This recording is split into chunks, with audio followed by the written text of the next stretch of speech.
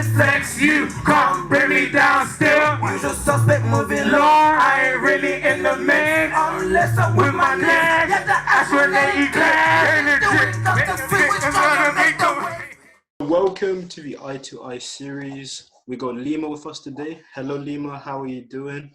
How is quarantine affecting you? Like, are you still making music at the same rate, or it's different now?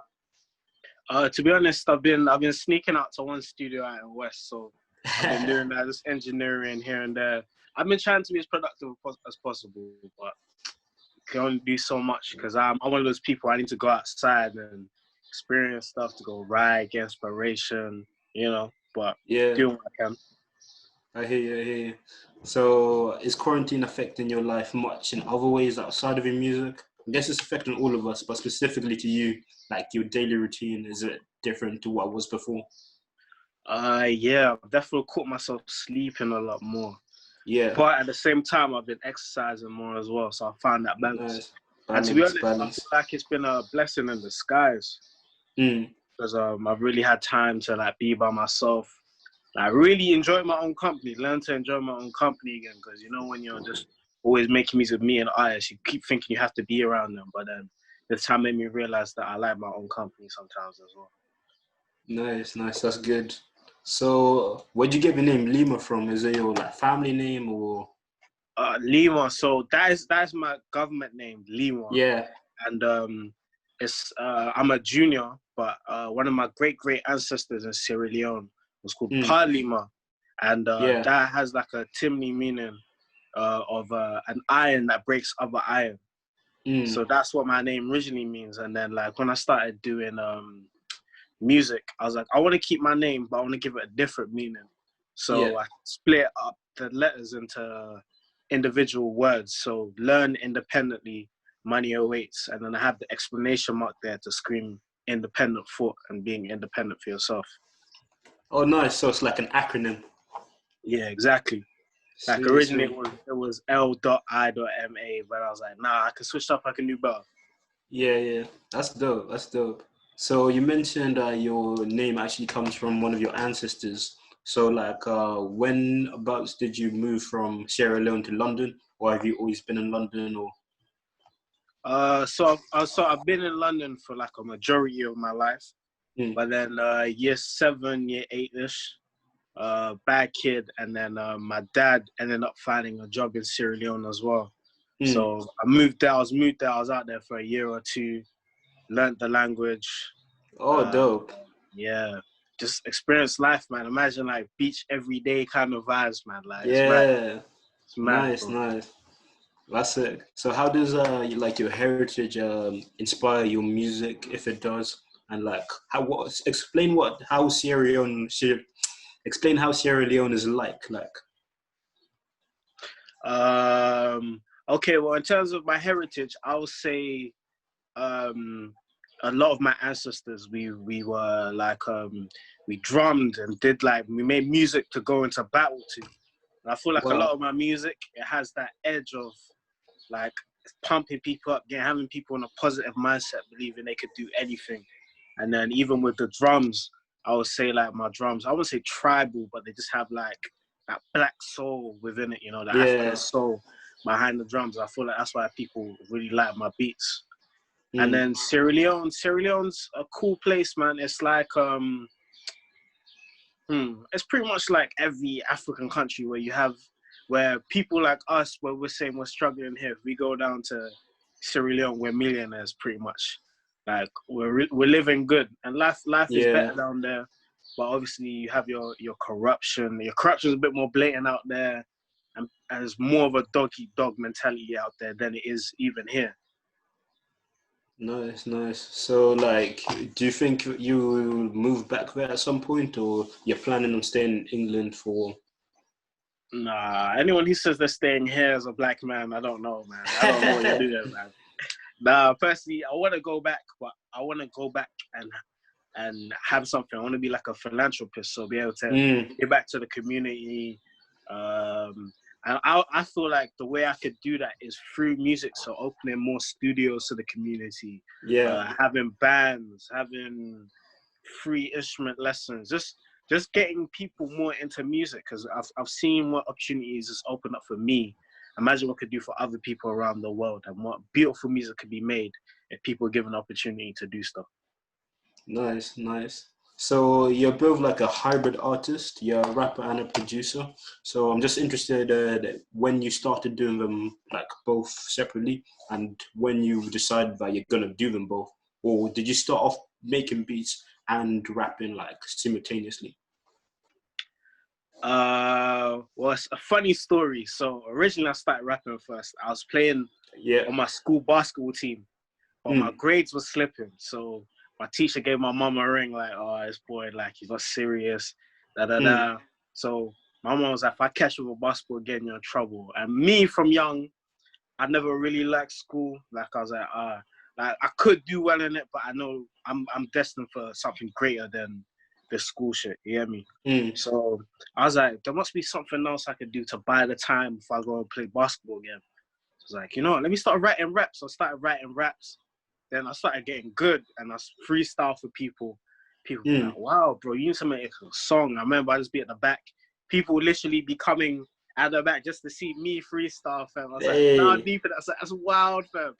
Like 15, 16. But I didn't like the beats I was getting on YouTube, and I started looking at tutorials. I see. I started studying like Kanye West. I didn't know, I was young at the time, so I didn't know he made a lot of his own beats. I was like, bro, he's like one of the greatest artists. He can do that. I can do that too. So started jumping on beats probably a year after I started rapping. So at 16. I see.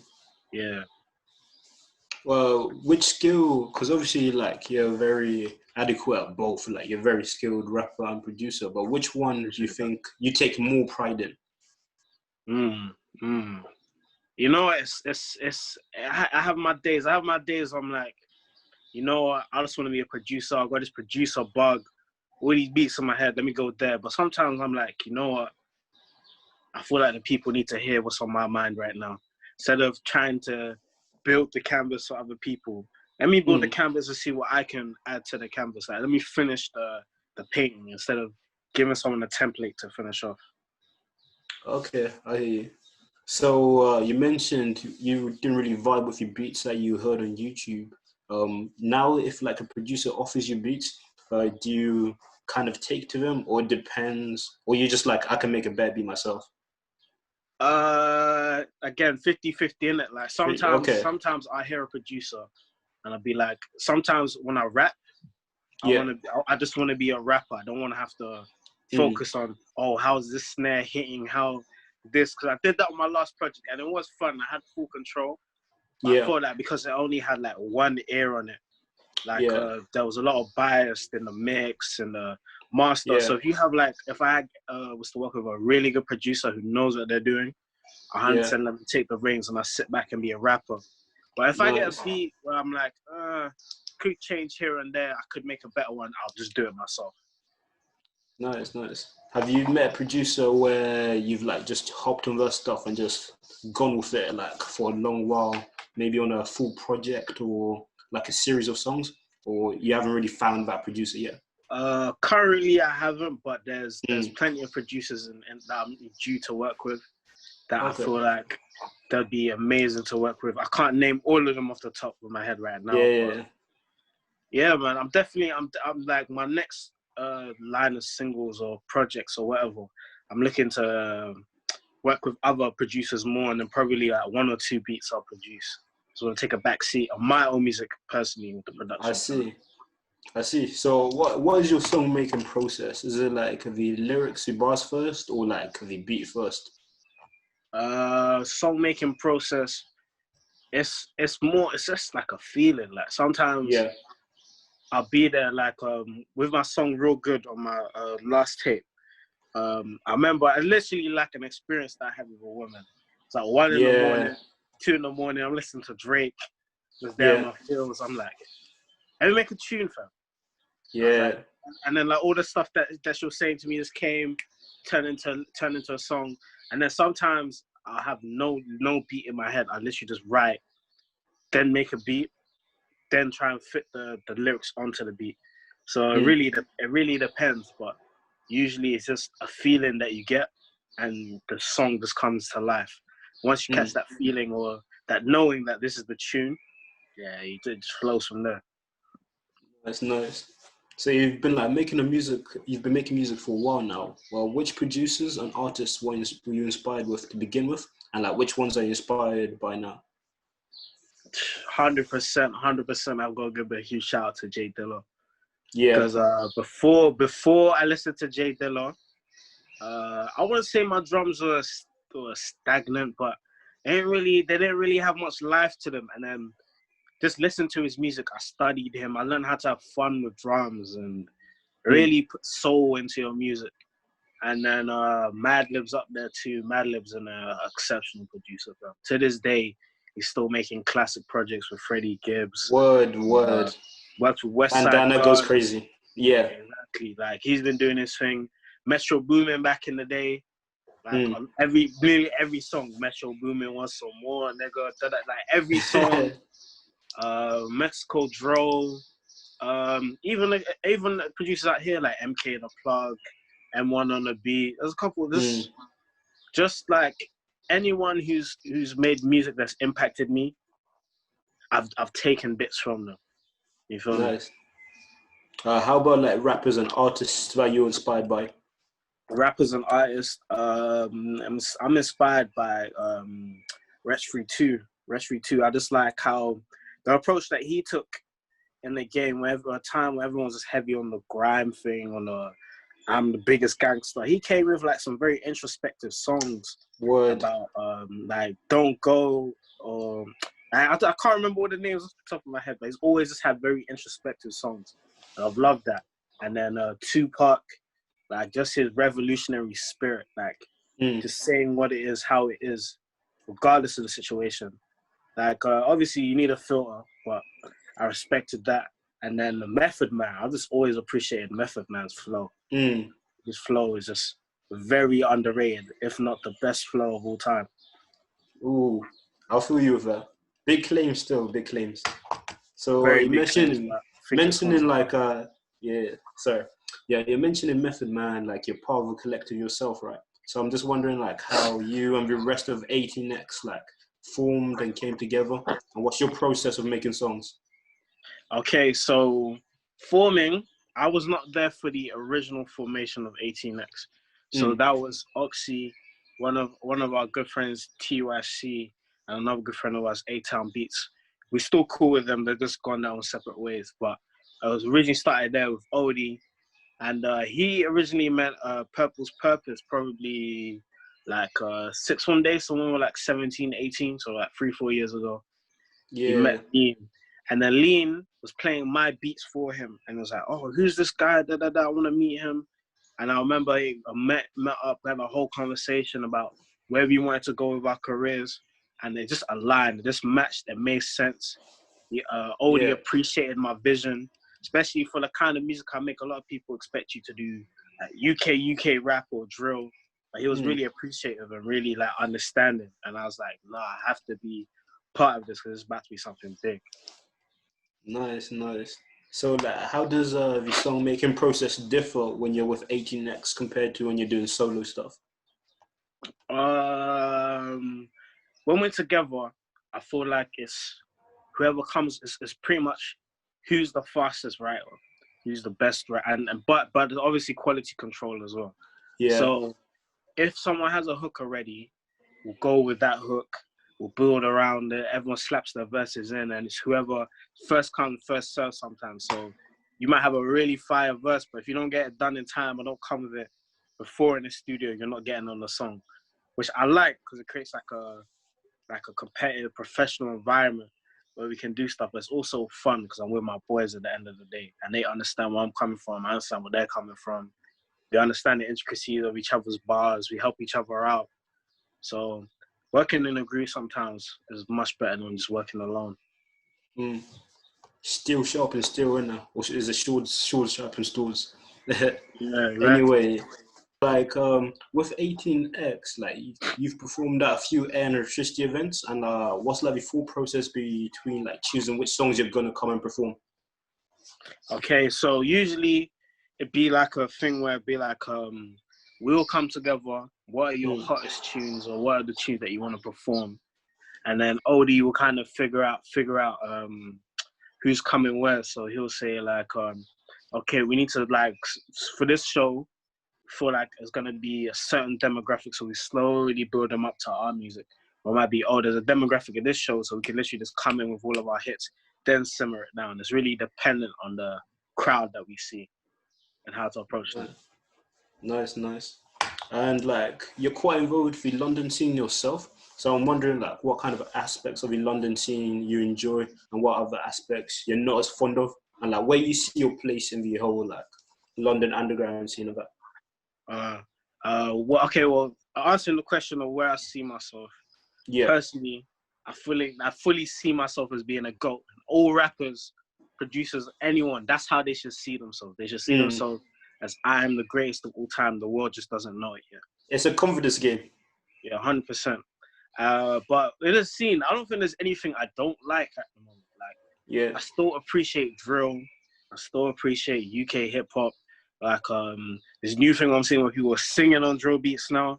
And I'm very appreciative of all the stuff that's coming up from the UK because it's just bringing exposure.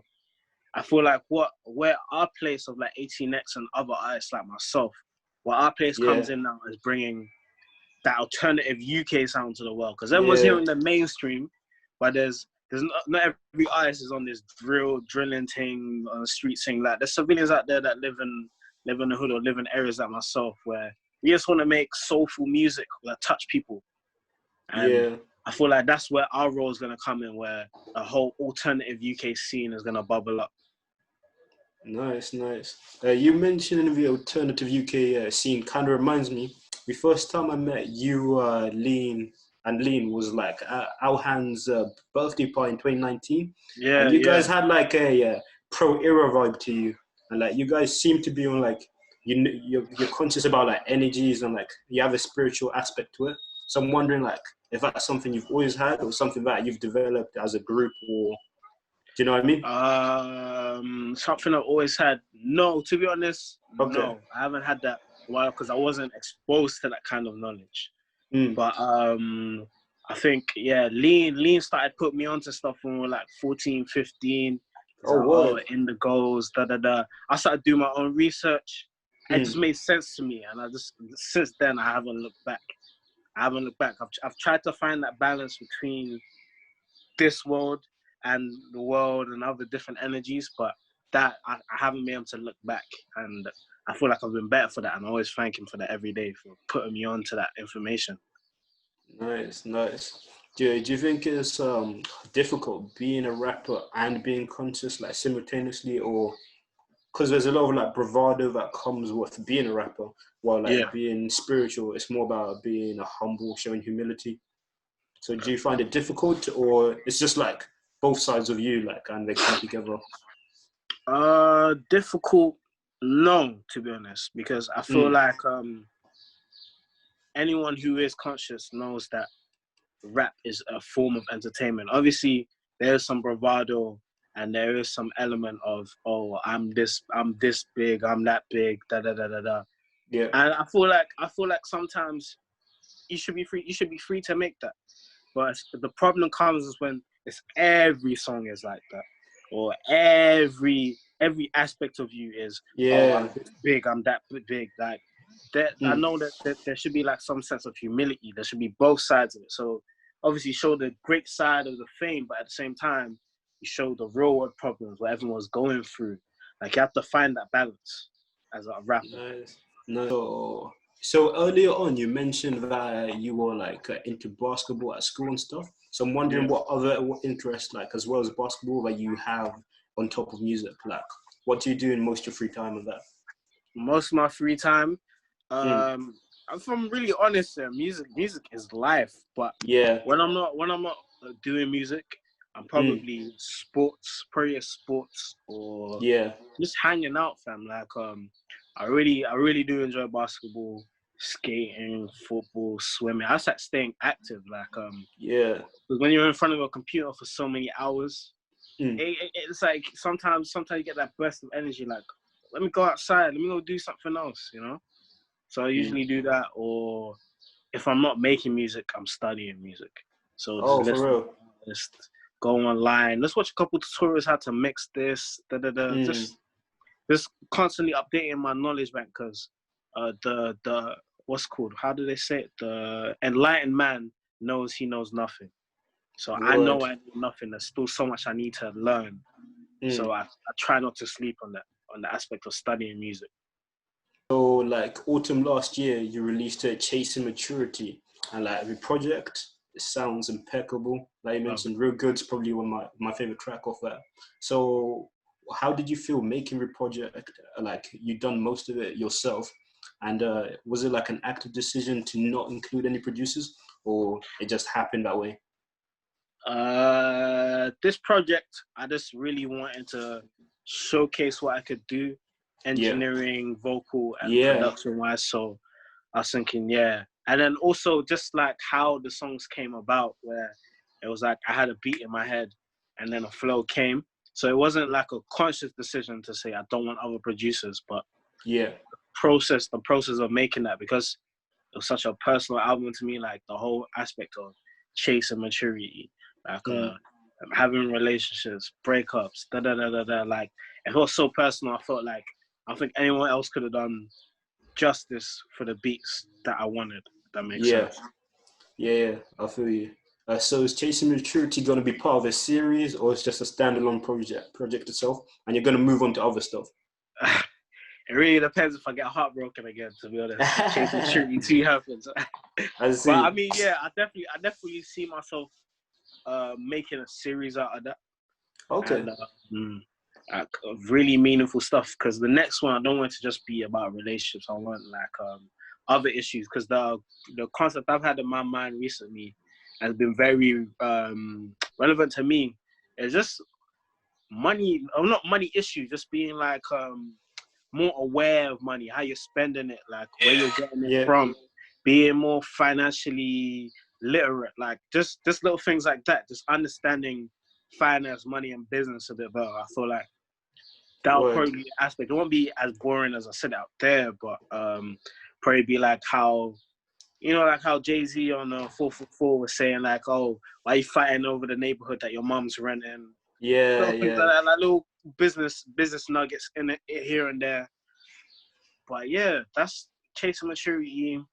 I think it'll just be literally over time, what's affecting me, what I'm learning to mature in is what chasing maturity becomes. So probably the second one's probably gonna be more business, money orientated. What am I I gonna see. do with my life kind of thing. So, because Chasing Maturity was inspired by heartbreak, would you say it's almost like a take care in your discography, like where it's like a personal album, and now you're gonna move on to different sounds, or like you'll be open to going back to that sound? I wanna say it's a take care. I Mm, would say it's more, so if we're going Kendrick, I'd say it's more of like the Section 80. I I say that see. it's just Yeah, showing people what I can do, and yeah. then probably like the next album project or whatever is gonna have more producers, more different sounds, because I'm aware that my sound can be perceived as, or what people say is different, when it's just like not standard. And it's not to say that it's not good, but Mm, I need to be able to reach an audience around the world. You feel me? Like I want my okay. message to resonate more. So I don't mind having one or two of my weird beats in there. But I definitely want like I won't say commercial, but just more easy on the ear kind of beats, if that makes sense. Nice, nice. So you mentioned just now that like people have come to you and said that your sound is different. Like, how do you react to that? Do you think that coming with like some sense, or you don't really get where they're coming from? 100% why they would say it's different, because I've always had that thing when people think I sound American. Yeah, I'm not even trying to force it. I think it's generally the flow that I've just ran with from young. yeah, People always assume that I'm trying to be American, and then yeah. also the topics that I rap about as well. Because I'm not usually talking about trapping and selling drugs, so I can get why they would call it different. I have no problem with that, because if Mm, it's not different on the ear, it won't be revolutionary. It's not going to cause a change in people's minds or really change how people perceive music. And when people call it different or they don't like my music, at the end of the day, I'm making music for myself. And if I genuinely love it and you don't like it, I have no problem with that at all. Have no problem with that at all. Nice, nice. If anything, calling it different is a compliment because like it means that you're playing with a gap in the market with your sound. 100%, 100%. So like 18X have a music video for New Energy. I was like, was that one of your first official singles as a group? Yes, that was our first Yeah. That was like our first official single out on all streaming platforms. Yeah. New Energy, but way back in 2017, like we got a little bit of clout off of this one shoot that we did called Peak. And that's where I really feel like 18X really, really started. Because it was just a lot of talk and here and there at the beginning, but then this is when I started making beats. So I made that beat for Peak. And Lean, or Purple's Purpose, he started just writing a hook to that. I come to his house, he's like, yo, I wrote a hook to this, da-da-da-da. I had a verse there, and then Oxy came probably like a week later. He wrote his thing down, did everything. Then me and Lean engineered it, even though it was a terrible mix. Engineered it. And then I remember going into school the next day, and we did like a 1K in one night, fam. Like, imagine like, the way we promoted that, we just did 1K in one night. We were just like, wow. And that made me, that showed me that we can actually have an impact on people, and that really pushed me to go forward. So, like, pretty much in every song that I make, there's like usually there's a slight reference to that moment, because I feel that was a groundbreaking moment, not for myself, but just the crew in general. I hear you. How did you market it? You just like gave people the link, told people what to search on SoundCloud? Yeah. You know what it was as well? Lean at the time, he had like a decent tune as well, what was it called? Surfway. So I think that hit like 50K. And he was doing best with that tune. And then he kind of just built off of that. So we had like viewers from America and other places. Plus I think our school friends, everyone else coming. And yeah, man, that was one of the most happy moments I've had in my life. For that 1K, because the way it happened. Like we were thinking, maybe 10, 15 plays, and then bang, 1K in that one night. I think that tune's sitting on about 7K right now, but nice. That was a great moment. So like now you release most of your stuff like on all platforms. Every time you're releasing stuff on SoundCloud, was it because you were still crafting your sound, or was it because you just didn't have the means to release on other platforms? Yeah, I feel like recently I've just seen a rise in accessibility again onto these platforms, because remember when streaming first came out, it was a very exclusive thing, like professional artists. It's really hard to get on there, but like there's so many channels now. Like there's United Masters, Ditto. There's I could go on for days, but there's so many ways to get onto streaming now. I think it's just changed the game. Like anyone who's not on streaming and then call themselves an artist they're just being lazy, because there's so many channels for you to get your music on there.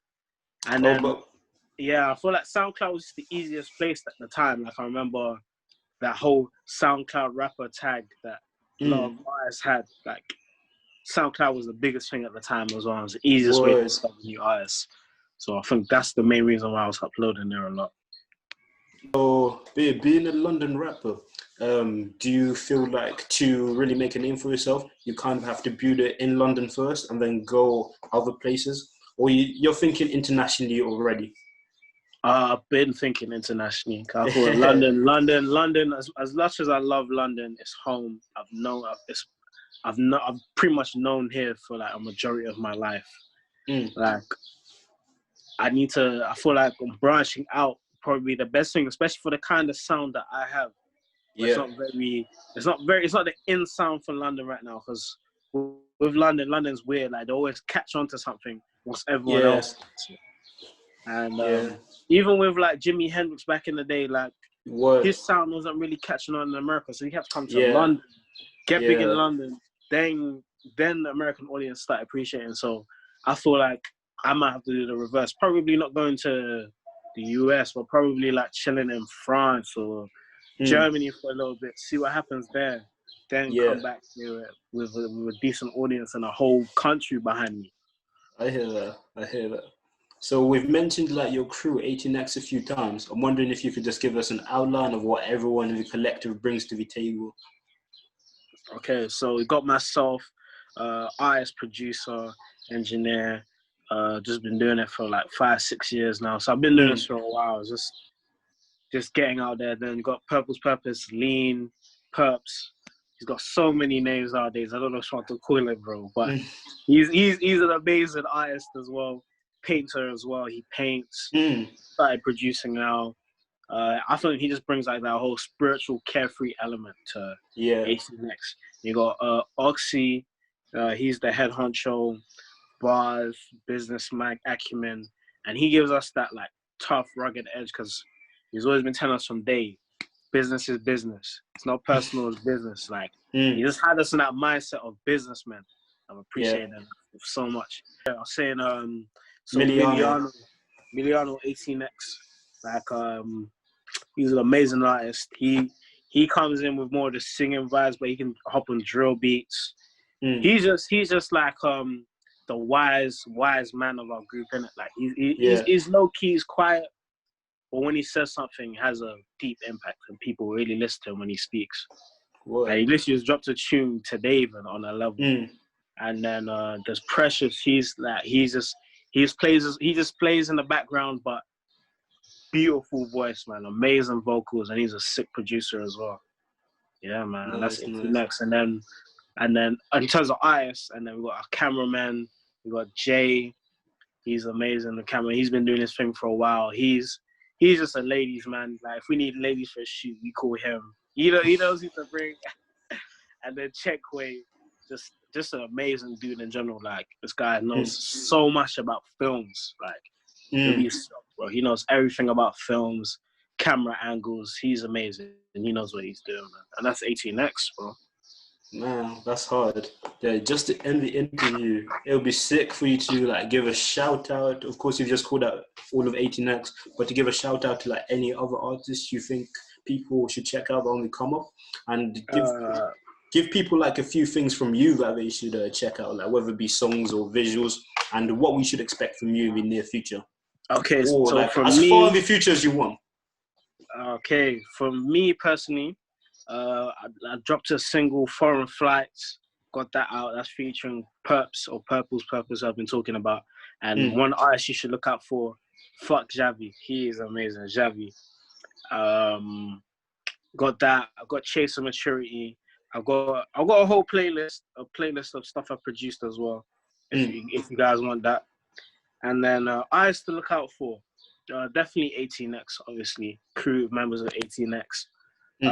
Dolce, he's fucking amazing, bro. He's been making bangers.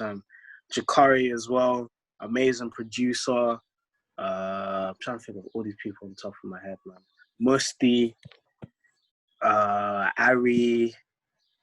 You really put me on the spot, bro. You really put me on the spot, but I'm telling you, check those guys out, man. Those guys are amazing. Nice. Yo, thank you for joining us, Lima. Can't wait to hear your music. Can't wait for lockdown to end so you can be performing with us again. I can't wait. For real. Yeah.